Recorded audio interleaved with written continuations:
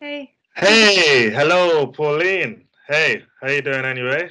I'm good. How are you? Good. I'm good, thank you. Yeah, so if you'd like to introduce yourself, let people know a bit about you. Well, hello. My name is Pauline. As you can hear, I'm French, also half Flemish. So Flemish, for those who don't know, it's the Dutch part of Belgium. So we do not speak French. We speak Flemish because I have the question a lot. So my mom is from there. My father is from Marseille, and I grew up in Paris.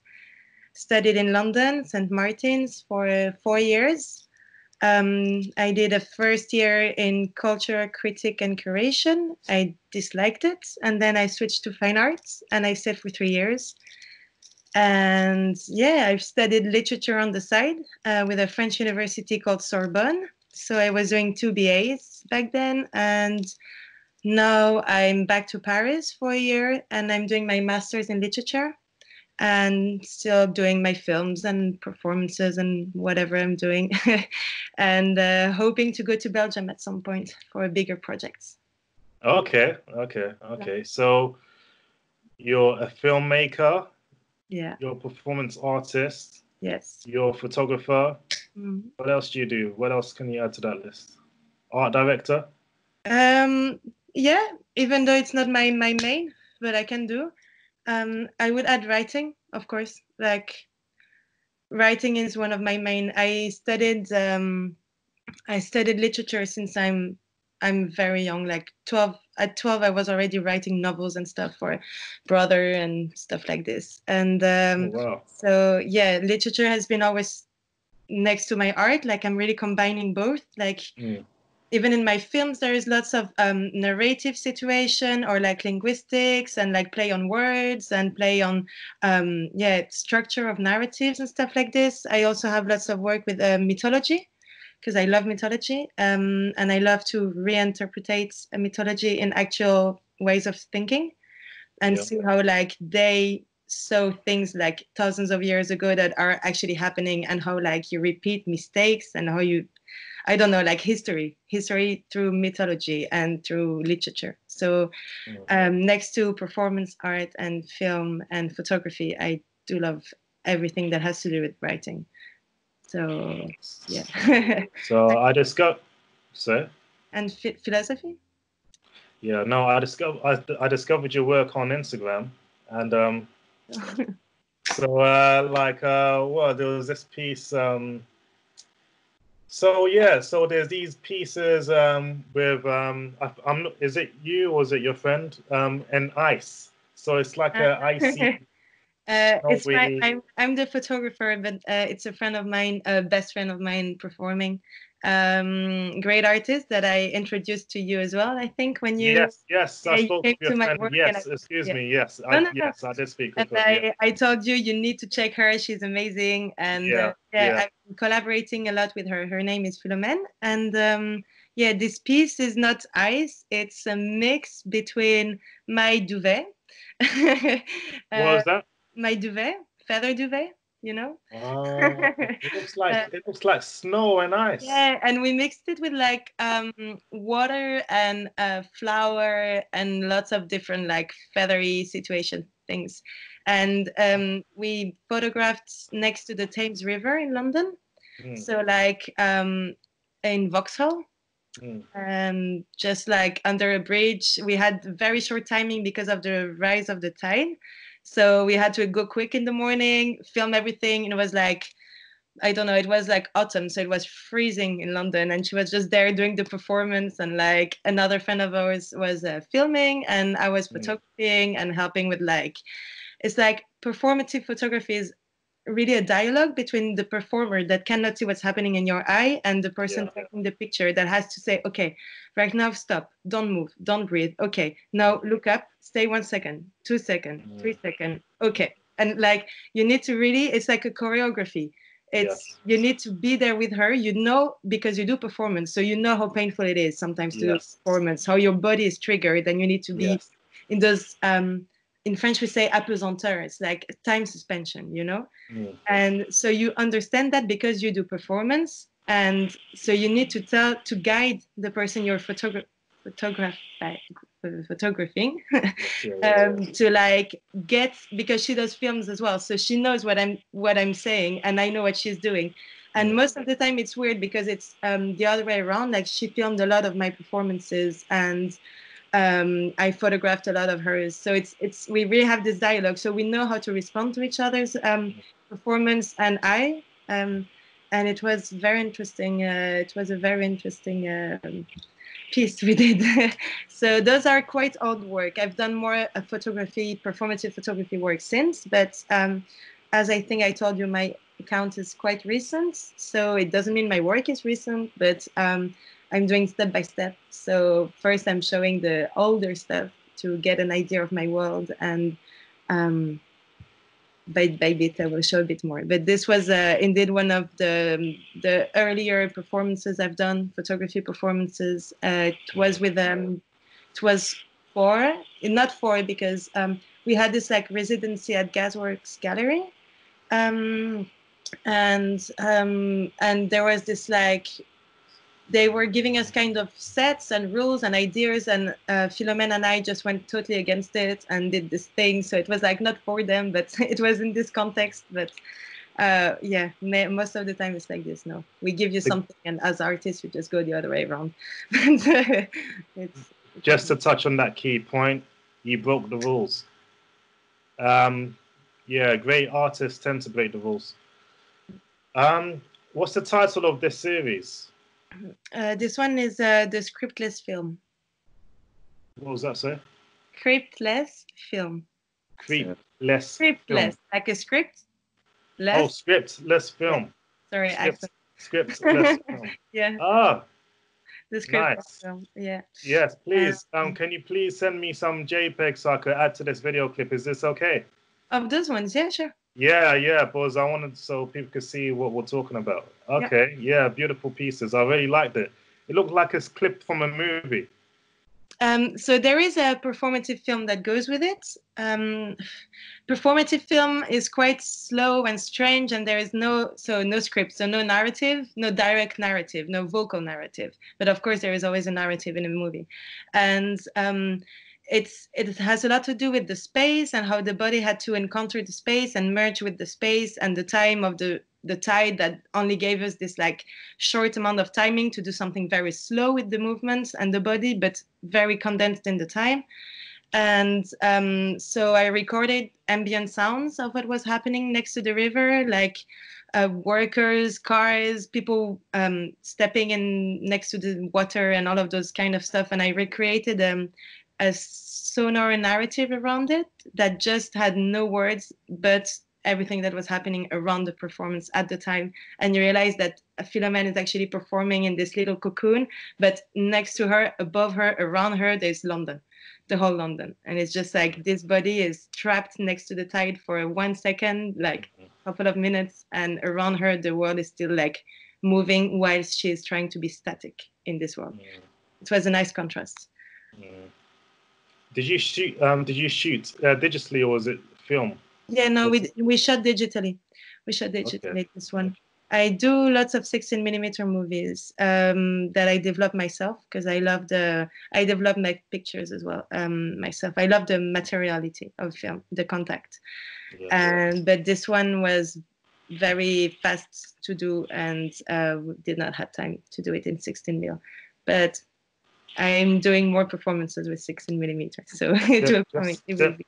And just to clarify for the people watching and listening, the actual video clip is digital, and the stills, is that film or digital? Analog. My photographs are only analog. So the photos are analog, yeah, and the video clip is digital. Just for people to clarify. Okay. Amazing piece of work. Seriously, I just saw the piece and I thought, what the hell is this? Is this a movie or something? Like, thank you. I don't know what vibe. I'm just getting some interesting cinematic kind of. What is this? A classic Asian film or something? Seriously, like I'm just projecting what's coming out of my mind. Seriously, go for it. It's meant to be. It's meant for this. Yeah, these are the impressions I was getting when I saw the images for the first time.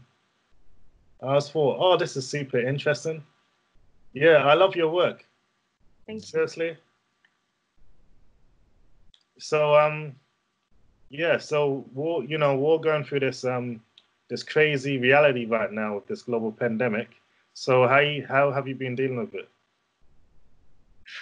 Can you see this in the background? What's that?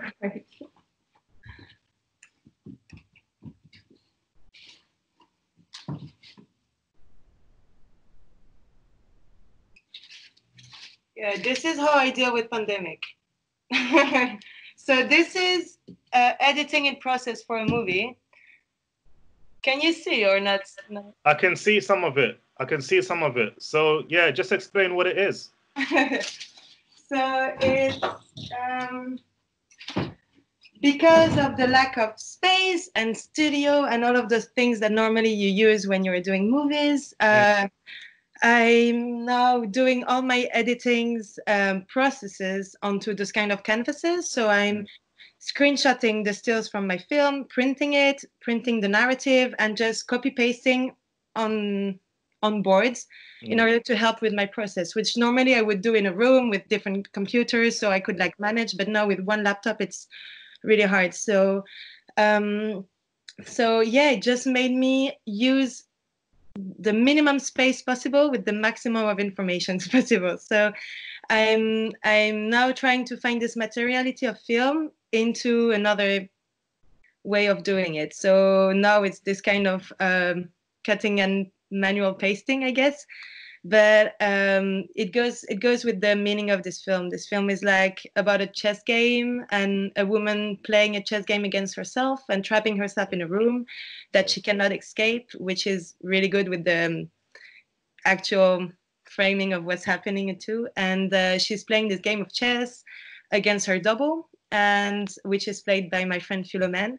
And I'm playing the chess player and she's playing the double. And it's this conflict between those two characters that can't leave, well, this one doubled character that can't leave this room and keeps playing another pawn every movement to try to figure out her character, and just ends up trapped in this like confused box of chess game. So it's in process, but it's coming out soon. Oh, nice. So Where I can guess, people find it? where can people find it? Well, I have a website, but I'm actually restructuring it because I'm doing it, so it takes a lot of time as well. But I will be publishing some extracts on Instagram and a link to the video, to the Vimeo straight away, so people will see it there. And yeah, how has it affected me? I guess it slows down some processes because you can't go and buy film, you can't go and record in a studio. It makes you do like secondhand kind of stuff, record with an iPhone and then try to like redo the voice with the Premiere Pro and this kind of stuff. So it might be less professional than what I used to do, but then I guess it makes you get a more thoughtful content. You know, like it makes you think more about what is being said rather than how you're saying it. Because yeah, I only have an iPhone to record. Well, it might not be the best recorder ever, but what I'm going to say in it must be even more powerful. So it just makes me create in another way, I guess. Find alternatives. Try to cope with the situation as much as I can, but it did not lower my work at all. I've been working double since the confinement. I thought I was going to meditate and have lots of time to think about life, but I'm like full on working, trying to like finish as much projects. I have new ideas coming in every week, and calling friends, discovering people on Instagram that I want to work with. I have a friend from Israel that is doing this I will send you her name. She's doing some interesting Let Me Talk to You podcasts, where she's asking different artists around the globe their relation with their art in confinement, Yes. and the situation in their country and all of the stuff. So I've been having all those little projects with people around the world that are interested in the situation and how artists and people deal with it. So it actually almost doubled my work. Like now I'm trying to do short films with distances, sending some captures to people and they send me back the narratives and then I send them back the edit. And then, all of this kind of stuff. Like this film with Phenomen is just like emails. But I guess it's the way it is right now, trying to find through internet community another way of creating. But Yeah, definitely. It's nice. Definitely. There's massive opportunity. Yes. Before I started this podcast, so I started this podcast just over a week ago. Yes. And before that, I started a video project titled "What's Creativity to You in One Word?" And I got submissions from people on the internet to so I got video submissions from artists on the internet, and they just said one word, the word expressing what creativity is to them. And I've gotten over 40 submissions so far. And so it's just like a video montage of people saying one word. Yeah. Expressing what creativity is to them in one word. Well, So that's what I did. I made this video clip, and that kind of inspired me to do this podcast, you know, to talk to creative people, and we could just talk about like what creative people around the world are doing, you know, not just during lockdown, but just opportunity to talk to creative people and see what projects they're working on. Which is nice. Good ideas. Yeah, and I'm getting, I'm talking to so many creative people. I spoke to like really, really talented cinematographer.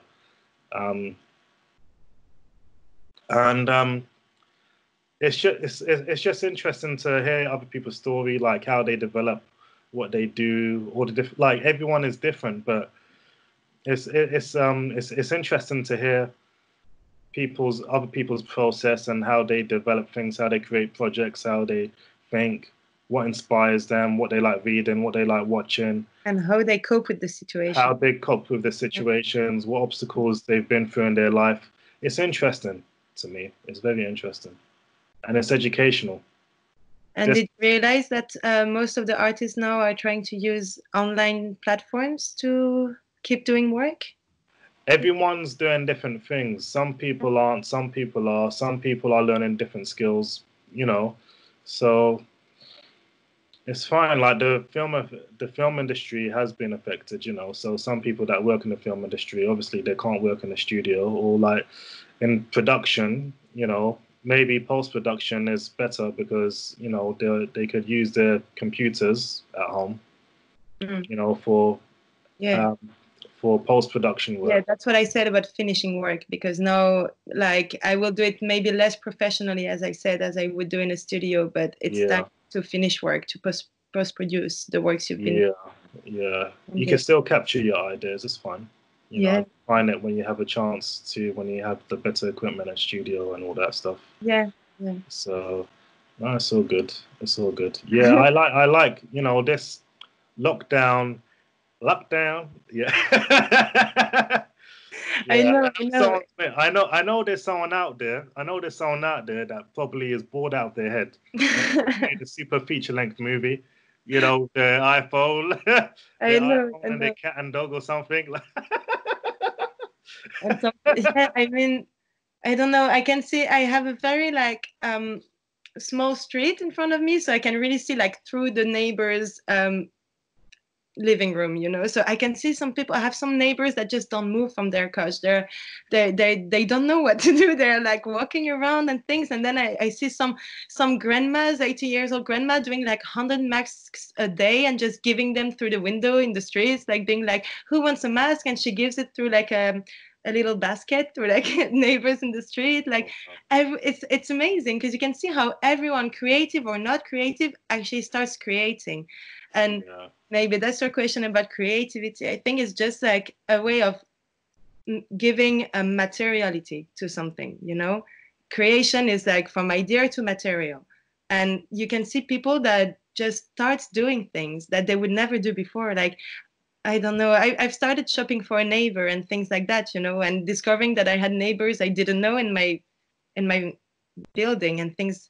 It's just like everyone is starting to do gestures and try to find ways to find a signification to everything in lots of various ways. And it's amazing to see how people deal with this. I think it's a horrible time for the losses and all of the things, but I think it's an amazing time to see how human can actually rethink and redo the things they would usually do. Like the daily day is just boomed into something different every day.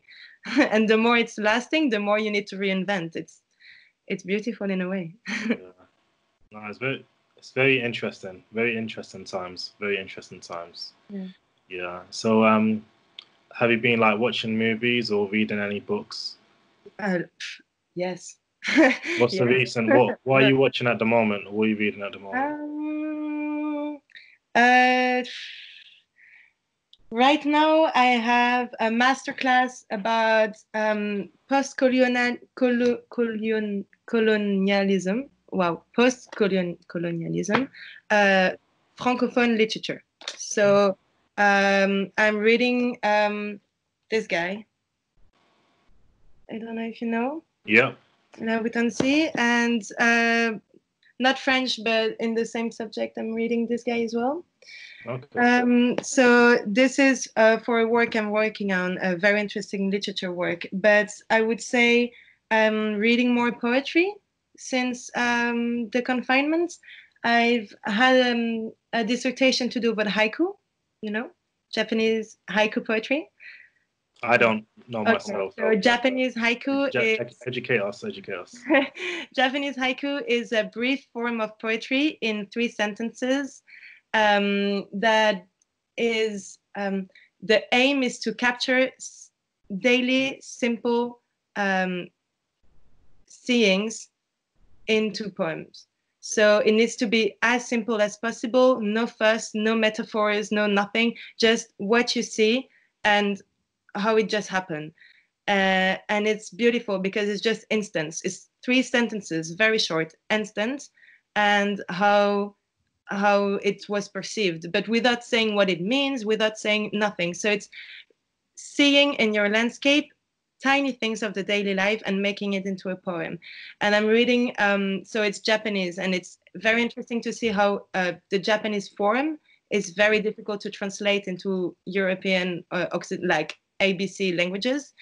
Yeah. And so it's also this whole problem of traductions and all of the things, and also how the culture cannot be translated, because in this Japanese poetry they have um, uh, some I don't know, special birds or special frogs or special things that only come up at certain seasons and at certain moment of the day, of the night. So when they say it, a Japanese person will know, oh, this is spring season and it's midnight. But a European person reading it is just like, it's a frog springing, you know? So it's very complicated and interesting to see how traduction of those very brief poems becomes like a culture matter and a way of seeing and a way of perceiving. So I'm reading those haikus, and I'm thinking confinement, it's really nice because it's brief, it goes fast. You can read 1 in the morning, 5 in the afternoon, and then 10 at night. And it's just a nice way to pace the day and to pace your thoughts, because it's brief, it's simple, it's beautiful, and you have it in lots of different languages. So Nice. yeah, more poetry, I would say. And I definitely recommend haiku readings for people that don't know haikus, because there's a lot in there that is very interesting.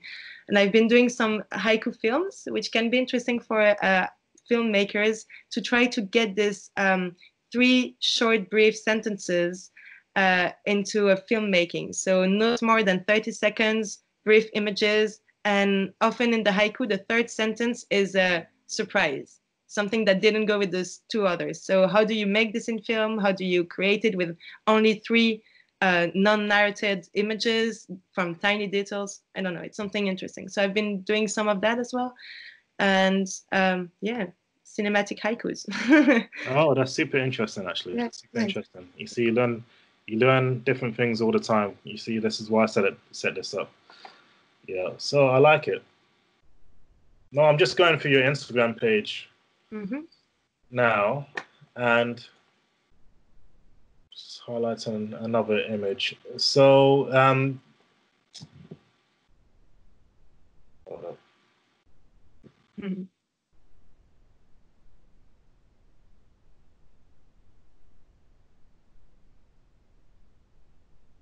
Sorry. Suspense.